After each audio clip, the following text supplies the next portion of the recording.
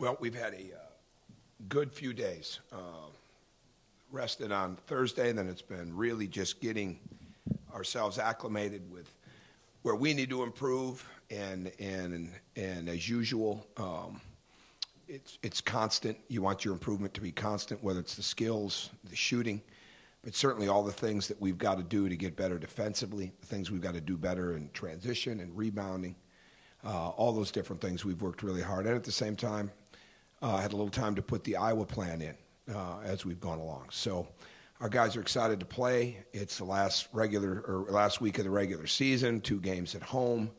The final chances this year to play in front of the crowd, and the crowd has been fantastic. We've got to have incredible energy in this building starting Tuesday night. Just incredible energy, because we're playing 2 teams that have been that are road tested and have won on the road. And starting with Iowa, they play extremely fast. The one thing we're trying to get across to our players is they are as fast after the made basket, after your made basket, as they are after your missed shot.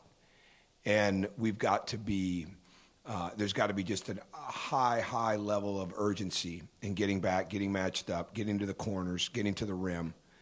And they get the ball out of bounds quick, but they've got great runners, great striders. So the running ability of guys like Aaron White is amazing, and it really is. And they just keep getting better. And then as we showed them film from Penn State, an overtime game, they never wore down in that game. I mean, they kept running and pushing and playing, and that's what it takes this time of year. And it's the test of skill, the test of will, and a battle for endurance. I mean, it really is, not to sound cliche-ish, but I mean, it's what it is. I mean, you've got to have that constantly, and that's what we're working towards.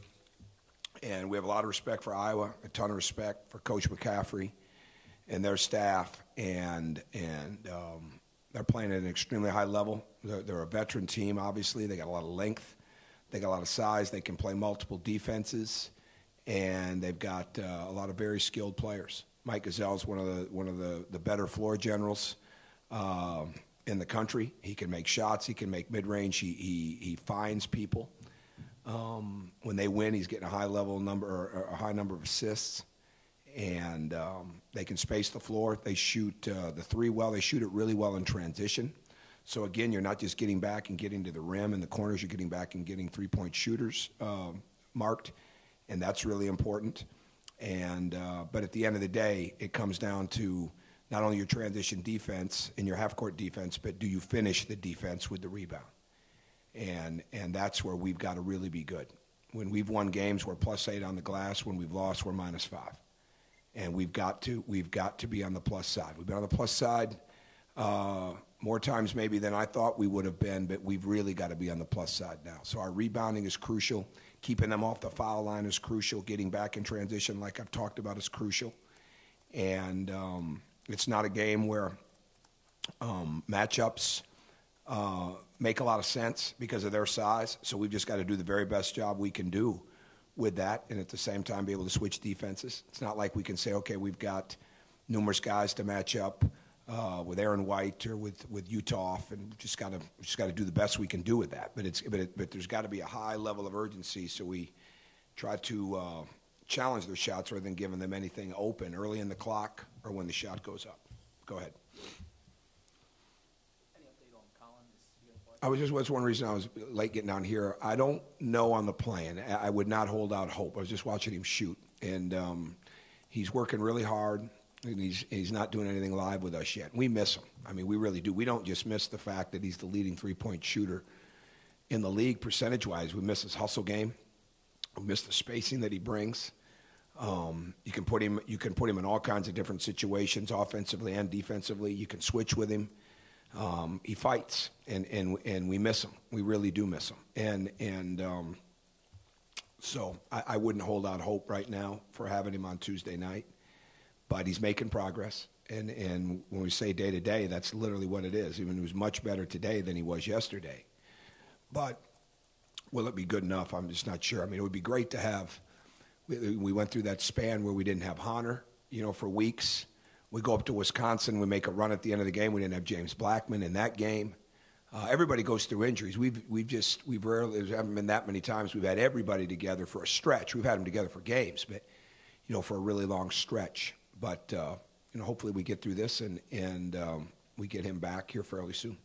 Is it, I guess, with bone bruises, it's just kind of as it responds, right? Mm-hmm. Nothing like structural. It's basically just when it decides. Absolutely, yeah. And some people, everything is different. As you constantly learn. But he's very diligent.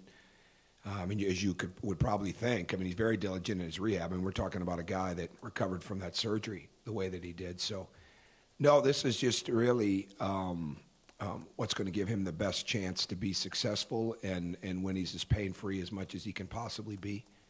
But again, he's making progress. 2 days ago the progress was slow, and overnight, it's much better. So, but there's no clear-cut, okay, he'll be back at this point in time yet. We're not there. You've got this bye coming up. It's a little bit weirdly timed once, the road schedule's already over, and as you talk about, it's right before the last week of the season. Is it something where you come into Big Ten play thinking, at least loosely, here's what we'll be able to do with that week, or is it something no. where you need to get to the week? When you mean when you come into it at the beginning of the season? Yeah, like no. Sort of lay out the season. No. Or is it something where you need to get to the week? No, you need to get to it, yeah. I think all that is saying, hey, I have a plan and a strategy, but if you're not willing to adjust it and be flexible, it's not any good. So, it's... No. We've looked at exactly what we needed to do, and we were very pinpointed on what we needed to improve upon. And Thursday was spent a lot of, where we didn't practice, but a lot of really looking at, okay, what has to happen for us right now? What do we need to do? What can we really improve upon? How close is this? How close is that? And at the same time, get ready for the games. And in my case, I haven't watched Michigan State other than looking at their box score tonight, but in really studying Iowa and at the same time studying us. So we're always in a self-scout, I would think. But this period gives you a little bit more time with that. But we've had high-level practices, very energetic, very up and down in the sense of competitive, scrimmage-type situations, keeping ourselves sharp. And at the same time segmenting them into areas. And especially we can come back from the game the other night where we weren't very good defensively in one span. We weren't great defensively in the game, but the one span where where trade demps really took the game over. And what we could have done better there, our ball screen coverages weren't as good there in the zone or man, especially on the side. And a chance to really, I'm just giving you one example, you can really refurbish those things and at the same time really work on watching guys' energy levels go up and their skill levels go up. And I've never believed that you are who you are. You always, at this time of year, you're always working to improve, always. And and this team has got a great attitude towards improvement. They got a high-level attitude towards getting better. And that's been that way all year. That's why we've been resilient. That's why we've bounced back. That's why we've been consistent throughout the entire year. That's why there's 4 non-conference top 25 wins, and we have 2 of them. They've been able to respond all year long, and I think that's why they're a joy to be around. In this year in the Big Ten, there just seems to be a lot of teams that are perceived to be quote-unquote on the bubble. How does that maybe affect your preparation routine, like Iowa or Michigan State that might be coming here, really wanting more than just to win, but really trying to solidify? It doesn't affect it at all. Iowa's, we're getting ready for Iowa. It doesn't matter what their record is. It doesn't matter what their RPI is or anything like that. It matters what their skill level is and how well coached they are and what their capabilities are. And then there's trends. You're always looking at those. But no, we don't get caught up in that. We really don't. And that all those things, they just become distractions to what you have to be totally locked into, which is how much better you can get, how you prepare to play that team, what they do well, what you have to take away, what the personnel is like. And this gives us a little bit of extra time to even dive more into the personnel, which is important, but that's all it really becomes about. Is it fair to say that Iowa's one of the more physical teams you guys have played all year? They're one of the better teams. So, physicality comes into it, mental toughness comes into it, speed and endurance. they go. I mean, they really, really go. What they have is tremendous experience. They have so many guys who've been through it, and they're a resilient team. I mean, they've showed great resiliency. So, I mean, and I think Aaron White's the second most efficient offensive player in the league behind Frank Kaminsky. At least he was a couple days ago when I looked at it, and I'm sure that hasn't changed.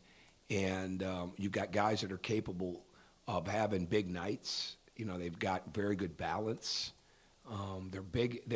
They're big and strong. Where their physicality really comes out is on the glass. So they're going to be physical with their screening, and if you're not aware and you're not ready to get hit, you're going to be hit. But you got to go. You just got to play. But the physicality of the rebounding and the quickness of the rebounding is really a strength for them. They're really good. All right. Thank you.